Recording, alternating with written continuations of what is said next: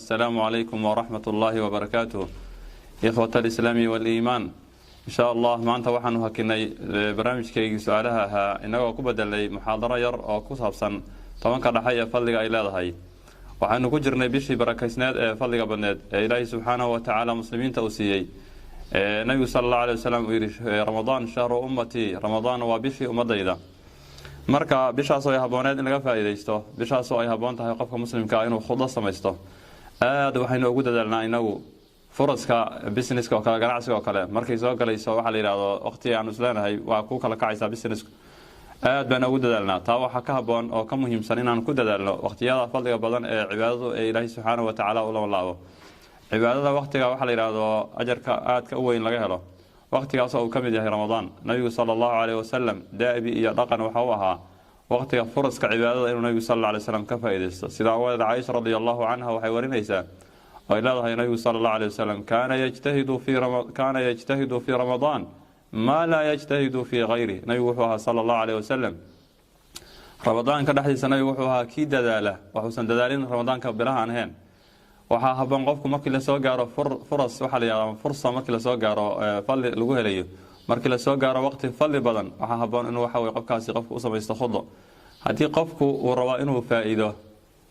faa'iidada markuu rabo qofku inuu faa'iido waxa laga maarmaan inuu qorshe sameesto haduusan qofku qorshe sameysan qorshe la'aantiis qofkaasi faa'iido waxa laga yaabaa weyn u soo bixin waxa laga yaabaa hadafkii uu lahaa qofku hadii uusan qorshe sameysan inuusan gaarin sida awad marka waxa haboon maadaama aan ku jirno bil barakaysan bil fadli badan in aynu qiimo u yeelno bisheena fadliga badan in aynu bisheena aan ku dadaalno waxaan awal hore dadaali jirin waxa laga marmaana inaan sameysano jadwal qofka waxa la yiraahdo ama tartiib qofku uu ku socdo saacad uu quraanka akhristo saacad uu salaada tukado saacad shaqadiisa yar oo duniga uu qabsado saacad waxa la yiraahdo i'tikaafo waxa ay laga marmaana bishaan kale aad masaajidna lagu xirmo in la i'tikaafo nabiga sallallahu alayhi wasallam khaasatan hada bisha tobanka inoo bilaabanayo nabiga sallallahu alayhi wasallam sanooyin buu wuxuu i'tikaafay tobanka dhexe nabiga sallallahu alayhi wasallam halka waxay ku tusinaysaa tobanka dhexe fadliga ay leedahay tobanka dhexe waxa jiray xadiis nabiga sallallahu alayhi wasallam uu ku tilmaamay inuu yahay maghfira ya dhaafid xadiiska sanadkiisu waa daciif laakiin fadaa'il a'maal wala dalisada xadiiska daciifka oo nabiga sallallahu alayhi wasallam bisha Ramadan bilowgeedu waa naxariis dhaxdeeduna waa dambi daaf waa tobanka dhexe tobanka ugu dambeeyana waa cidqun min an-nar xoreeyna iska xoreeynaya naar ilaahay subhanahu wa ta'ala ku dambi daaf ka hela Allah naga dhigo bisha Ramadan qof ay u dhalatay oo aan ka faa'iideysan oo aan loo dambi daafin wuxuu ku jira dadkii markuu Jibriil u habaaray nabiga sallallahu alayhi wasallam aamin uu yiri bisha marka tobanka dhexe kuwii ka faa'iideysan Allah naga dhigo tobanka i'tikaafka nabiga sallallahu alayhi wasallam inuu i'tikaafay ayadoo tobanka ka dambeeyay uu yahay tobanka u fadliga badnaaba oo nabiga sallallahu alayhi wasallam dadalka dheeriga uu si bixin jiray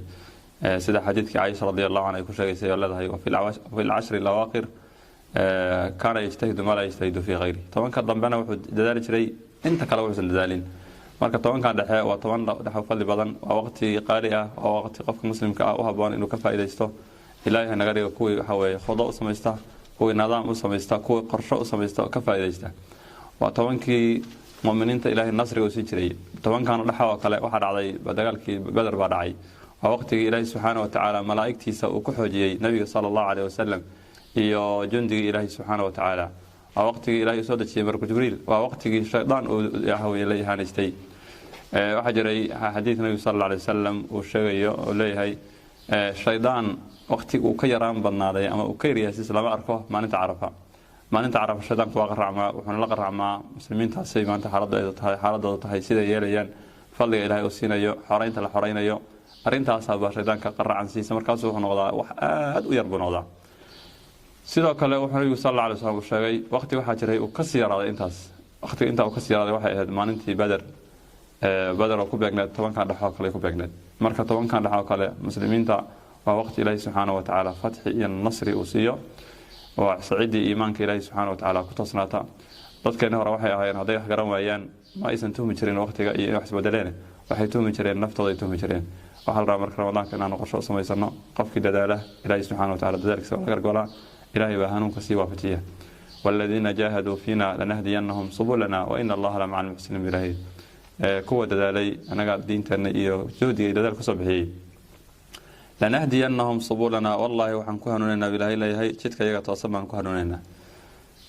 markuu qofku isagu hanuunka u qalab qaato oo hanuunka uu iska raadiyo markaas ilaahay subxaanahu wa tacaala la garab galaa oo hanuunkiisa ilaahay subxaanahu wa tacaala siiya markaas ilaahay wuxuu ka dhigaa qof waxa weeye la hanuuniyey وإن الله لمع المحسنين إلهنا وحو معوديه بالنصر والتأييد والعون كالمين يحوجين يهوي قاريد إلهي سبحانه وتعالى وحو معوديه كوياهي محسنين تأيضا كوناك سمينيه إلهي نغادق مركب بشان كوي كفايديستا خيراتك وحوي وصحيقاته كودا داله عماش فاضلك بدن كتحدره وحيوا إلهي سبحانه وتعالى وكعروني وحي إلهي وحوي ربي رمضان كوحا هبان قف ونكفقاده وحا الله روحي أول هر شرعي هر أديدي waayo waxa weeye waqtigaas ilaahay fadliga uu siiyay shayga xumaantaha waa xaaraantinimadkiisii iyo wasi adkaanaya nabiga sallallahu alayhi wasallam hadda qof inta uu ka tagin waxa weeye ramadaankiisa macna ma yeelanayo wuxuu nabiga sallallahu alayhi wasallam yiri man lam yada' qawla az-zuri wal 'amala bih falaysa lillahi haja fi an yada'a ta'amahu wa sharabahu qofkan ka tagin waxa la yiraahdo qowlka baantaha iyo ka amal falkiisi ilaahay dan kama uu leh inuu qofkaas iska dayo raashinkiisa iyo sharaabkiisa صوم رمضان كمان أنا كريه قف إنه إسكحره أنيست يعبست كريه وإنه وحوي رمضان كقف وإنه إسكحره وحلا روحي الله سبحانه وتعالى وجد نوران وحي الله وجد نوران أيضا مرة بيد الربي إنه إسكحره هذا وحلا رمضان كسيجار إنه وسي تحضره وسي فكره إلهي هاي نوفتيه أنا جاي كبا وحي الله بتشعلي هاي رمضان كمان كل حرينا يعني إلهي سبحانه وتعالى هاي نقدره كل كفا إذا استبيش عن الخضاء صلى الله عليه وسلم ووقت مهم إن لقى فائدة استو ووقت أستاهله ووقت فضل بدن ووقت قفك وكل كسب كسبان كره هدي ودلالي وح عن عادهن